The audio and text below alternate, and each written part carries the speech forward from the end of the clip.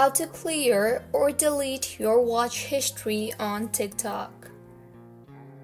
Hello everyone, I am Bishaka and welcome to our channel. I will take you through the step-by-step process on how to clear or delete your watch history on TikTok. Now, let's get right into the tutorial. Firstly, go ahead and open the TikTok application on your device. Make sure you are signed in, and if not, then go ahead and sign yourself in. Now, tap on your profile icon on the bottom right of your screen and further tap on the three lines on the top right of your screen.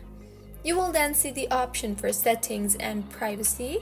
Tap on that, and now under the content and display tab you will see the activity center option.